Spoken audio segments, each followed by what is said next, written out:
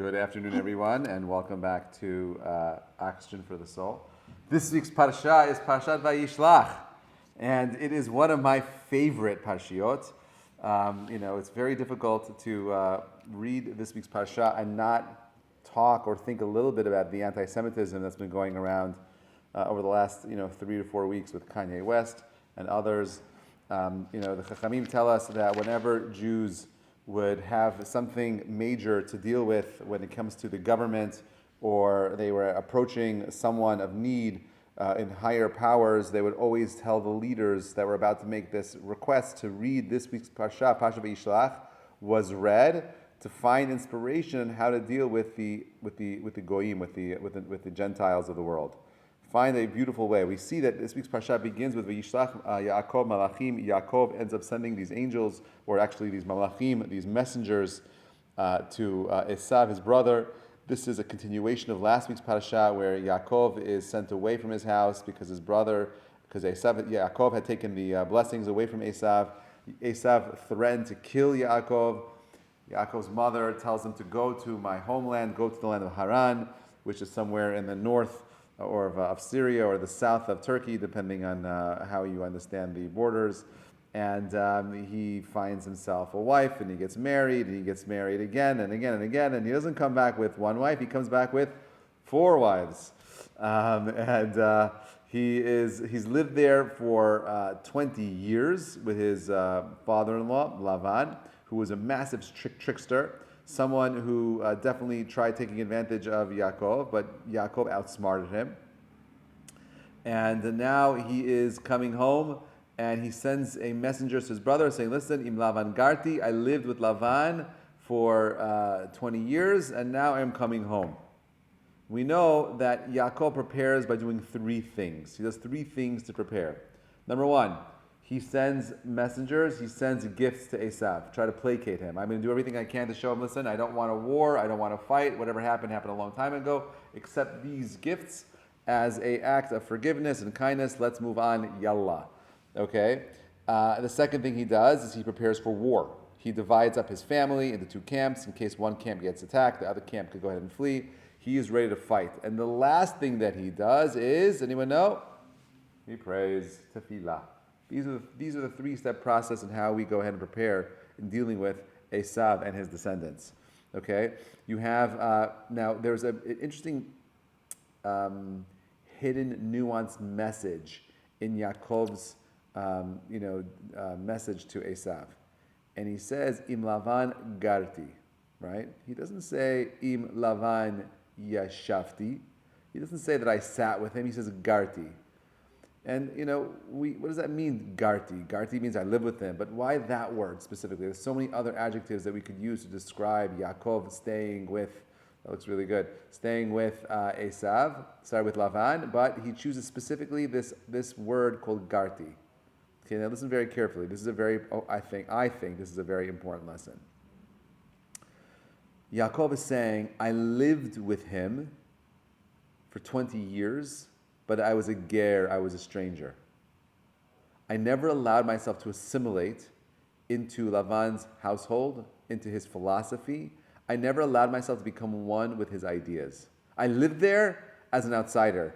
I spoke about this a couple of weeks ago, I think, or maybe last week when we came back from our trip from Morocco, and we had some amazing locals in Morocco, some amazing Muslims who spoke about their relationships with Jews. And one said how he was in business with his Jewish partner, a Moroccan Jewish partner. He himself was Muslim, and said, I worked with this guy for 60 years, and he tells me that he's moving to Jerusalem. I said to him, why? You're Moroccan. You've lived here for 600 years, your family. Why would you leave? He says, okay, go to Jerusalem and come back. You don't need to go ahead and stay there, right? Come back to Morocco. Go like we go to Mecca, and spend a week there and come back home already. He couldn't understand, this Muslim man could not understand how can someone live in a country for so long and be a stranger. Im Lavan Garti. Wherever you and I live, wherever that may be, wherever you are right now listening to this, right? Jews throughout history have always felt like outsiders in the lands that they were in. These are not our lands, okay? These are foreign lands to us. Our homeland is Israel. We were exiled. We were stripped and ripped away from our homeland 2,000 years ago by the Romans. They exiled us. Imagine what we as Jews could have accomplished if we had, number one, harmony, peace, without any interruption. We could have changed the world. We could have made the world we could have brought in the Enlightenment hundreds of years earlier to the world. But this exile ruined everything. You and I are here, 2022, and the world often feels like it's a better place, but at the same time, on the background, it still feels like nothing has changed, right? The fact that we can have a guy like Kanye West wear a face mask and talk about him loving Hitler and how the Nazis weren't so wrong, that's crazy. Hitler was a lunatic, okay? And yeah, he could have the right to say whatever he wants, but just be mindful that if you could say whatever you want to say, eventually you're going to say things that are going to end up damaging you and the people around you. He's going to destroy himself, this man. But Yaakov was smart. He understood that he was living in exile. All too often as Jews, we forget that we're in exile. I'll build a big house, I drive a fancy car, I don't care about how I present myself outside. Everyone's watching who you are. Everyone know. When I was in Morocco, everyone knew I was Jewish, even when I was wearing a hat. You're a Jew, you're a Jew, you're a Jew. They're talking to me in Hebrew. I'm like, how do you know? How do you know? We know. We stand out. They know. They know, because they know. I know. The question is, how do they know? Right? So the idea is that Yaakov says, I'm going to live there, obviously, but I'm a stranger. He has to come back home. He comes back home. He prepares and has this, meeting with Esav. And before he actually does, he goes back home. He goes back to Haran, where he spends time with he leaves his wife and his children behind, and he crosses a river called the Yabok River. He leaves something behind called these 2 jugs of oil. These 2 jugs of oil are left behind, and or a jug of oil is left behind, and he wants to go get them. These pachim ktanim, Chachamim tell us. These jugs of oil are left behind, and Yaakov goes back. Every ounce of possession is meaningful to a tzaddik, so he doesn't want to leave anything behind. He goes out to this Yabok River, finds his jugs, and over there he encounters a man, right? Some man, a stranger, approaches him and tries to attack him. Okay, and there's a wrestling match that ensues. And these 2 people are locked in this dead, battle, fighting one another. Yaakov realized that this person was supernatural. Our Chachamim tell us that this person was the Sar Esav, the angel of Esav, came out to destroy Yaakov. That Yaakov is met by an angel, this fierce, powerful being that comes to attack Yaakov, and that what? That Yaakov is overwhelmed by this a little bit, but he overcomes it. We also know that the Sar Esav is also the Yetzer Hara. It's also the Malach HaMavet. All of the negative forces in the world are tied up into this one person. They're fighting, they're battling. And in the middle of it, it's just like a deadlock. No one's getting out. No one's winning. So what ends up happening? Yaakov says to the Malach, tell me your name. Please tell me your name. So why is he asking him his name? Imagine like you're wrestling, you're fighting with some person in the street, and now you're in this headlock, you're each stuck, and you're like, hey, by the way, what's your name? Like, why would he ask him for his name? So remember that in Judaism, Api Kabbalah, every name tells you the essence of something or someone. For example, the word kelev, right? The word dog in Hebrew comes from the words kelev, like a heart. Man is like man's best. A dog is like man's best friend, right? So it's kelev. The word itself is not just sounds that are used to attribute a name for an animal. It's more than that. The shulchan, kisei are all words that tell you the essence of the object itself. So when Yaakov was asking the malach, tell me your name, he was asking him, tell me your name because I want to understand your power. You are the Satan. You are the Yetzer Hara. How do you get people to sin? What is your trick? How do you get people to do your bidding? Right? We know that from Perashat Vayera, where Yaakov has the Malachim coming to him. And Rashi tells us that the name of an angel always changes based on the mission itself, right? Because if I know the name, I know what the mission is. I could tell you what this guy is doing over here. But that's not what happens over here. Yaakov, the Malach says, Lama zetisha lishmi. Why are you asking me my name? Don't bother asking me. And it sounds, when you first read it that way, that the Malach rejects Yaakov's request in sharing a name. But the Dubna Magid, who is a great storyteller, says you're reading it wrong. He didn't ignore the question. He actually answered him. He told him his name. You know what the Yetzer Hara's name is? Lama Zetishal is his name. I get people not to think. I get people to just do it, like Nike. I get people not to ask any questions. How many of us are put in situations where we're just doing things emotionally without thinking through the consequences? Yaakov now knows his power. Yaakov overwhelms the Yetzer Hara because he's not someone who just does things without thinking.